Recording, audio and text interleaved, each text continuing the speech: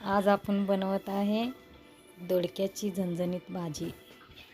दोडका चिरून स्वच्छ धुवून घ्यायचे, मसूरची डाळ स्वच्छ धुवून घ्यायची, फोडणीसाठी कांदा, कढीपत्ता, टोमॅटो आणि कोथिंबीर टाकूया भाजीला।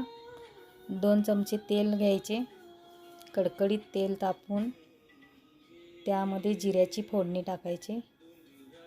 नंतर कांदा, कढीपत्ता, टोमॅटो, कोथिंबीर टाकून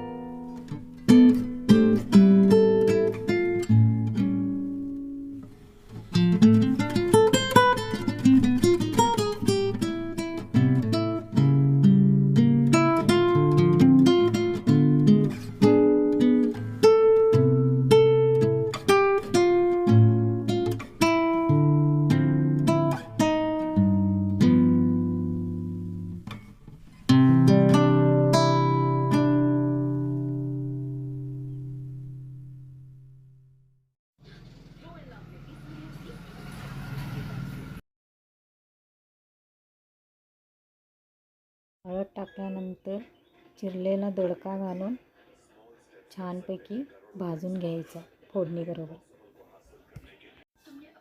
2 चमचे लाल तिखट टाकायचे, कलर येण्यासाठी पुन्हा स्पेशल 1 चमचा तिखट घालायचे। मसूरची डाळ टाकून घ्यायची।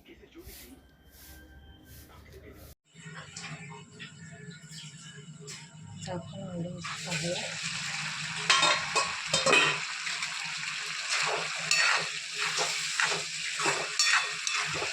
दोडक्याची भाजी तयार झालेली आहे। वरून कोथिंबीर आहे।